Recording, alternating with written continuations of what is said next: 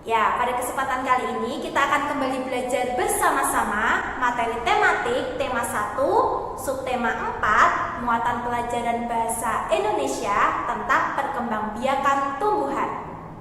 Silakan kalian bisa menyiapkan buku BBD dan alat tulisnya. Sebelum kita mulai, marilah kita membaca basmalah bersama-sama.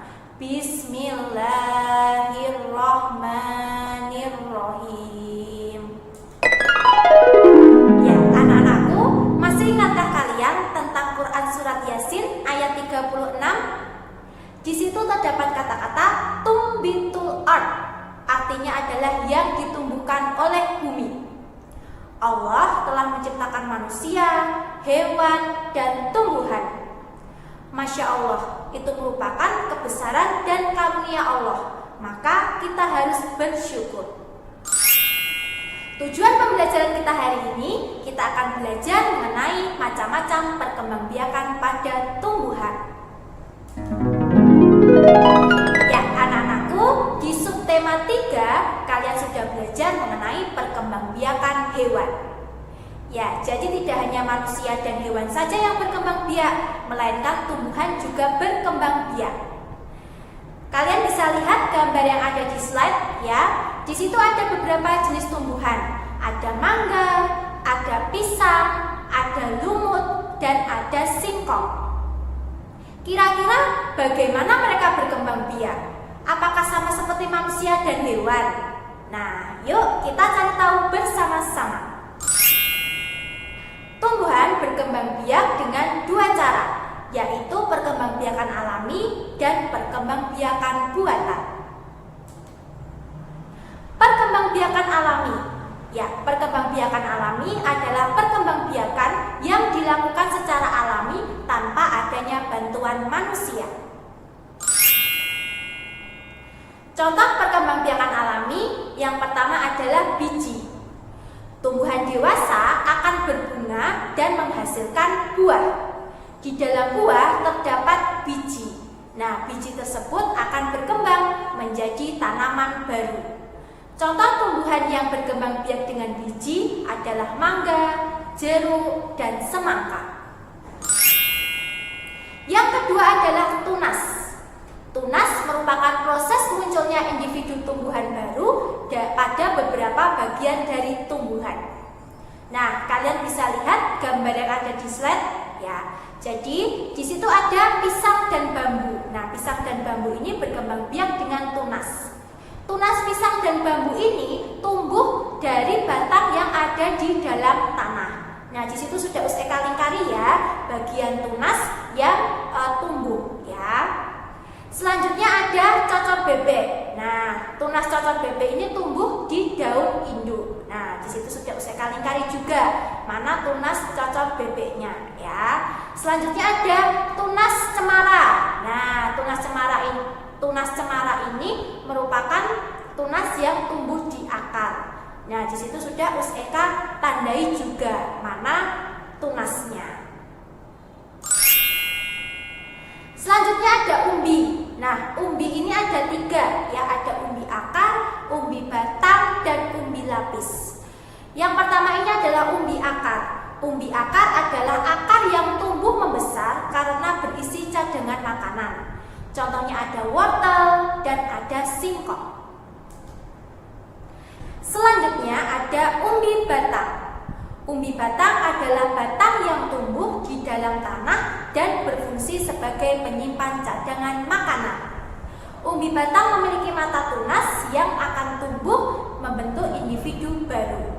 Contoh tumbuhan yang berkembang biak dengan cara umbi batang adalah kentang dan ubi jalar. Selanjutnya ada umbi lapis. Nah, umbi lapis ini adalah batang yang pendek dengan ruas-ruas yang sangat rapat dikelilingi daun tebal dan berlapis-lapis. Contohnya adalah bawang merah, bunga bakung, dan bawang bombay. Selanjutnya ada spora. Nah, spora ini adalah alat perbanyakan yang berukuran sangat kecil, berbentuk serbuk, dan sangat halus ya. Biasanya spora ini terdapat di belakang daun daun ya, bagian belakang daun. Kalian bisa menemukan spora ini di tumbuhan lumut atau bisa juga di tumbuhan paku. Yang terakhir adalah geragi atau stolon ya. Geragi atau stolon ini adalah modifikasi batang yang tumbuh menyamping dan di ruas-ruasnya tumbuh bakal tanaman baru. Nah, di situ Eka lingkari bagian ruas-ruas yang tumbuh bakal tanaman baru. Nah, selanjutnya adalah perkembangbiakan buatan. Perkembangbiakan buatan adalah perkembangbiakan yang dilakukan dengan bantuan manusia. Apa saja macam-macam perkembangbiakan buatan? Yang pertama adalah cangkok. Mencangkok merupakan salah satu cara pembiakan vegetatif buatan yang bertujuan untuk memperbanyak tanaman yang memiliki sifat sama seperti induknya dan cepat menghasilkan. Lalu Eka, bagaimana cara mencangkok? Ya, kalian bisa lihat gambar yang ada di slide ya. Cara yang pertama adalah kalian pilih cabang atau dahan pohon yang berukuran sedang.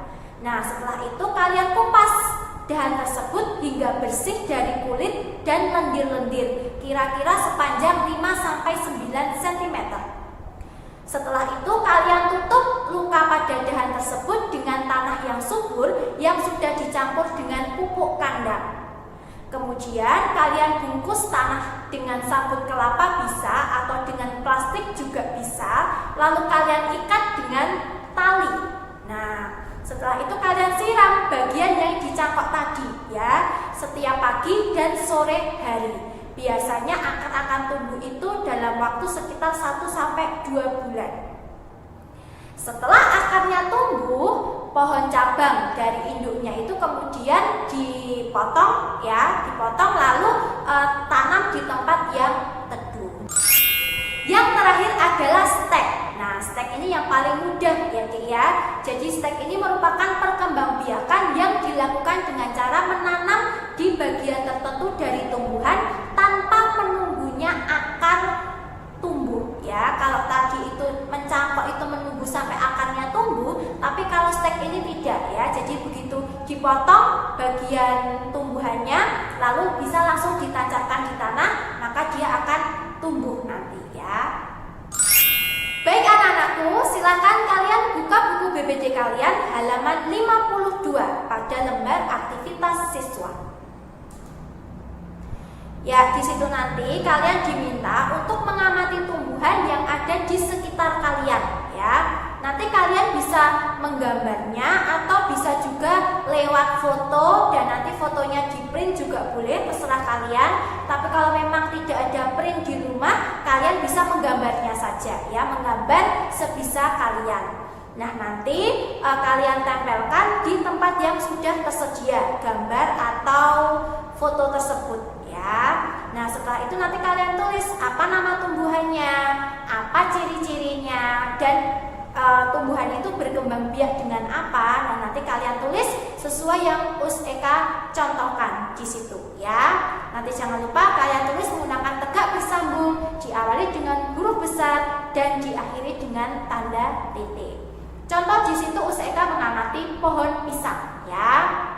Nah, nama tumbuhannya di situ Eka tulis pisang ya. Selanjutnya ciri-cirinya adalah batangnya lunak, daunnya memanjang dan melebar, lalu berkembang biak dengan tunas. Nah, seperti ini nanti kalian cara mengerjakannya. Baik anak-anakku, itu tadi materi yang sudah Eka sampaikan. Mohon maaf apabila masih ada kurang dan salahnya. Apabila kalian masih belum jelas, kalian bisa menghubungi Eka atau Ustazah PA. Selamat belajar dan jangan lupa jaga kesehatan. Kita akhiri dengan membaca hamdalah bersama-sama. Alhamdulillahirabbil alamin. Wassalamualaikum warahmatullahi wabarakatuh.